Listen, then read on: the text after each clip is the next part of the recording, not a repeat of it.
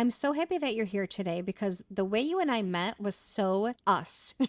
Take us back. What was it that made you invest in ads for yourself and your business at that time? I had just gotten into real estate. I think I'd been there less than a year, and I really wanted to kind of hone in on where I lived in my community because as a realtor, you can serve everywhere. But I was like, I want to serve my people in my space. And so at that, you can't do targeted in the way that you used to be able to. But I used to say, this neighborhood, right where I live, these people, these are the people that I really want to connect with. And I think that's what started is we're like, okay, if you can target your like a mass group of people, somebody who you want to connect with, somebody who you relate to. And I was like, that's what I want to do. And it wasn't something that we used to use it in the cheer world. And so I was like, how can I transition that business model into real estate? And I said, I think this is a great way to meet people, to reach out without having to physically reach out to everybody. Which is exactly how I came across you. I had just Hmm. moved to that community that you were trying to pinpoint. And what I was impressed by, which is why I sent you that direct message out Hmm. of nowhere, I didn't know you and we had just closed on our house. And so while I didn't need your services, I still remember I stopped, I watched, and I loved the video. I loved the quality. And I remember sending you a direct message. I think I said something like, hey, I just moved to the area and we just bought our house. I wish I would have known you. But I remember complimenting you on the quality. Why did you think it was important if you were going to put ad spend dollars into your business? You obviously had a high quality production. Why was that important to you? Why did you recognize the importance of the production quality? I think production should match service. And I offer that high level, high quality, full embracing, full circle storytelling kind of service. And I wanted that to come across. And if you, I believe the one that you're talking about, the ad that you're talking about, was the very first one that I have done in the real estate world. But it wasn't like, hey, who needs to sell a buyer? So It it was wasn't. very much just like, I grew up in a cul-de-sac. I grew up jumping on the It was trampoline, the and it was the storytelling. storytelling. And Hmm. that's where I feel like so many relationships are built upon and so many people can resonate with and connect with. And so that's where I wanted to differentiate myself was in the storytelling aspect of this business and not just the transaction aspect of this business. I think that's what caught my eye so much because I Mhm. got to know so much about you in that time when I watched that video. And now we're, what, 6 years, almost 7 years past that first ad watch.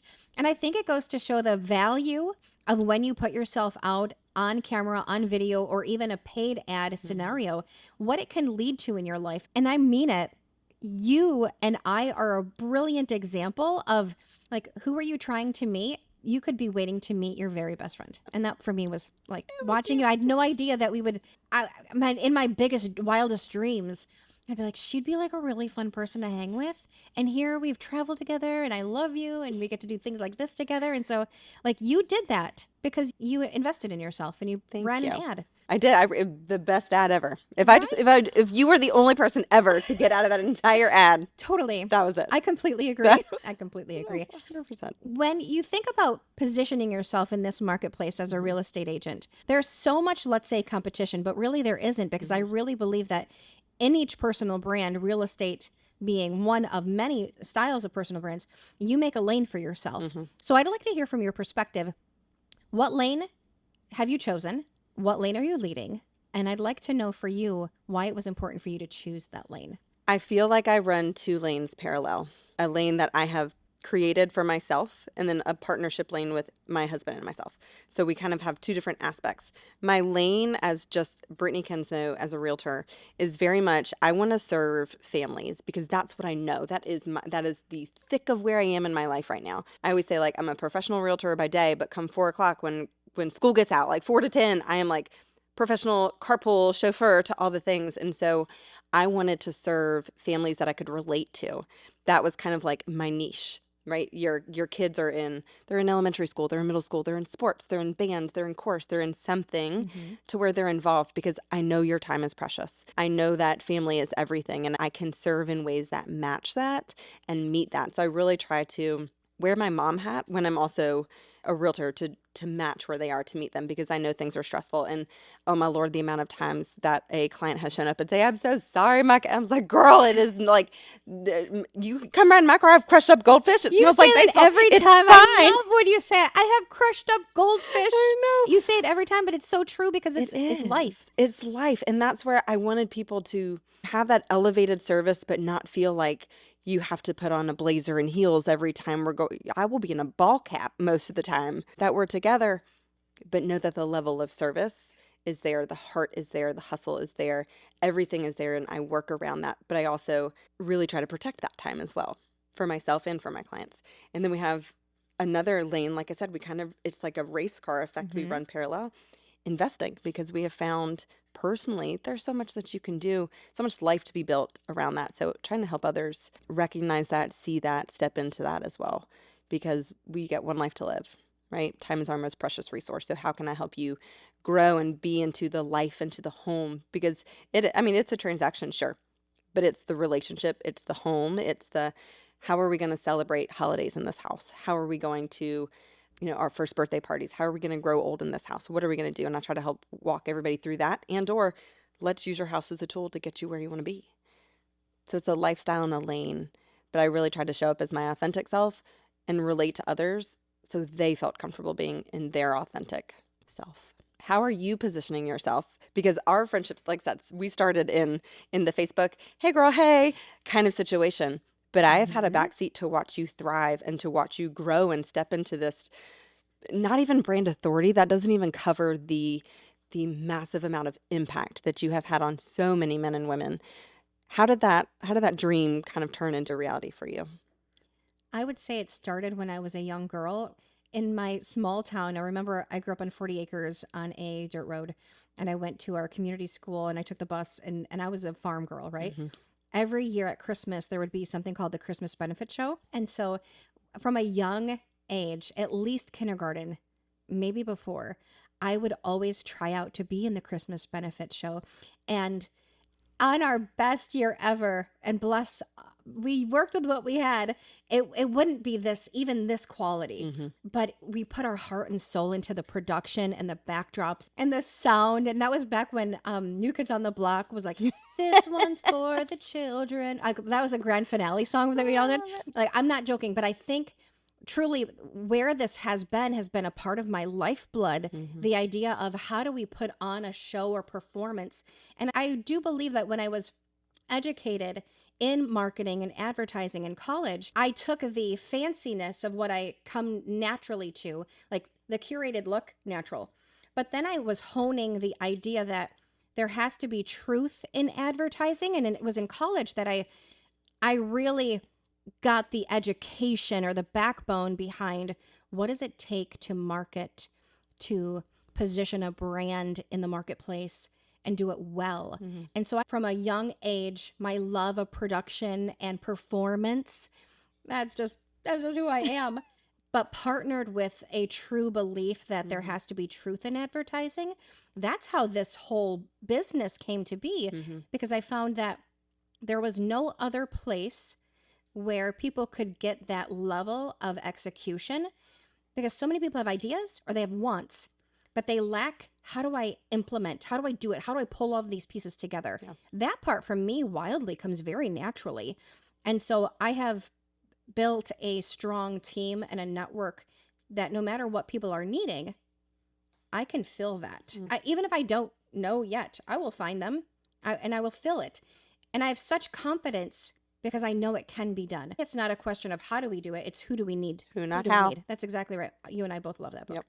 And so for me, I would say this work is a reflection of who I am naturally, who I've been trained to be, and what I love doing. I do not consider any of this work. In fact, it does not drain me. It infuses me. Like, I can't do this enough. And I have to say, not only as your friend, but as somebody who has partnered with you in this space, we can feel that. Like we feel your heart and we Thank feel you. just your passion. You can feel when, like you said, there's no truth in advertising. That's right. And you are one of the most genuine, organic, and authentic people. And not only are you confident in what you do, but you bring others to that occasion. We rise with you, right? Like we rise by lifting others. And man, oh man, Thank you. you make everybody feel like they are the king and queen. I appreciate that. I think that part comes naturally too. I would say the way that I have always built relationships, and you and I are that same.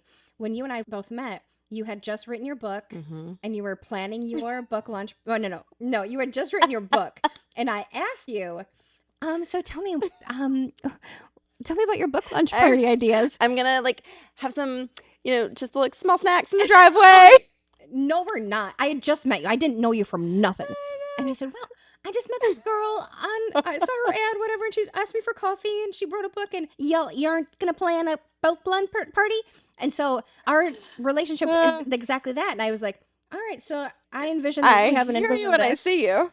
And why don't we, and I remember saying, all right, so I loved our first coffee. Next time we meet, why don't we both come up with some ideas and then we'll just spitball them and see if any of them lands. Yeah. And that's really where our friendship took off, I would say, because we had a mutual goal and we had a project and it involved creativity, Yeah. right? It was all about celebrating your book launch, which I have to say your book launch party was epic. I still get chills thinking about how incredible that was. And so, gosh, going back to your question, I would just say when people are in the lane that they know that they love, I would say it's easy for me to encourage. It's easy for me to come alongside because in your situation, you had the evidence, the book was there. But maybe what you didn't think is this worth a big launch party? Yes. I can naturally give you my conviction that yes, this qualifies. It is so important. And so I think that part also just is a switch that I have. Well, and I want to ask about that too, because for me, I wrote that book to be like, oh, I want to be a leader in my community, right? I want to be a champion of the small business. And I was like, I'm going to give it away for free. And I want everybody to have one. And it's my love letter and it's my love language to the town. You, my friend. Which I love that for you. And it has to be more. And that's where I appreciate you bringing me up to that next level and showing it. So for me, I was like, this is my love letter. I'm so excited. But I want to talk about your book for a minute. Okay. Because your book, it is life-changing. And there are some, I normally write with like, I'm one of those people who take notes in the margin. And I remember Andy was like, what are you doing? Because I was just like going to town with the highlighter and like circling and doing all the things. It was really great. And all of the ways to how to step into yourself and how to be known for what you are and be authentic and embrace that. What was besides being a bestseller, like tell me more about how that book came just to not even just reality, but to implementation, and what were your goals with it? Well, first, I think we should kick off our shoes because at this point, like if we're going to talk about, we do love a good shoe. However, we do love a good shoe. Okay, so let's get serious. Yeah. All right. So, in the art of writing a book, I did not see myself as what an incredible writer you are. Go ahead and write a book. I rather had something that I knew I could speak on from a place of experience and authority, and that even in 40 years of living, have I learned everything? No. Right. But in this pizza pie, like this slice, I got you. Yeah. And so that's where it started. I had just sold a business that wasn't my life's calling. And when I ended that chapter, if you will, and sold that business, I felt at that point it was the intersection of opportunity and preparedness. And so I had the time and the space, and I had been evolving my knowledge in that topic. And so I just started writing. I didn't go to a publisher and ask them, should I write this? I just wrote it. And from the heart, from the experience. heart, yes. And to what you were saying earlier about the story framework, the book I hope is an easy read because it's meant to be like a conversation. When my sister read it, she sent me a text and she's like, she lives in the state of Wisconsin, and she texted me, she's like, it's like you're right here with me. Like this is your voice. And as an author, there are certainly different types of writing styles. Mine is conversational. So even my sister to even say that to me was a blessing. And so when I wrote the book, I wrote it in the topic that I felt convicted about Okay. and that I had a lot to say about and a lot of evidence. And then you'd get into the editing phase and the production. And then the biggest part was if you have lofty goals with a book, you have to partner with somebody who knows how to accomplish those goals. And so I hired a publisher to self-publish my book. I'm so glad I did because I would not have known how much goes into earning those accolades. It's not. Which, can we for a moment just like honor those accolades? That's amazing. I'm like, this is my friend. She's a bestseller. I know, right? And isn't that wild that anybody can accomplish anything? To be plus, I mean, dare I say, an international #1 bestseller. Boom And shakalaka. not just in America, but international. I, on day 4, was #1 in Japan.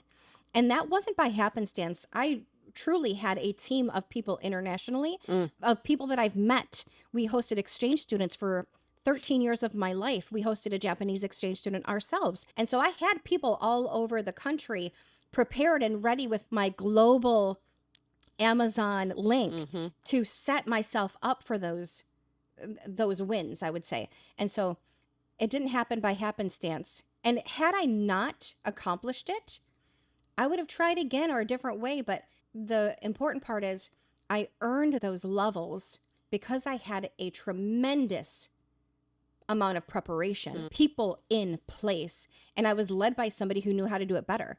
And so my publisher knew if you needed, for example, the book reviews on your launch day, those book reviews and the Kindle downloads are far more important than just your book purchases. Weirdly, I didn't know that. Yeah. And so if somebody were to say, should I buy the book or get the Kindle download? Kindle download. all day. Kindle download, 100%. And so those are the kinds of things that when you partner or you hire somebody who knows how to do it better, it leads you to that area of success. And so I thank you and I receive your accolades. All of it. And it is because I had a great team. So it wasn't just me.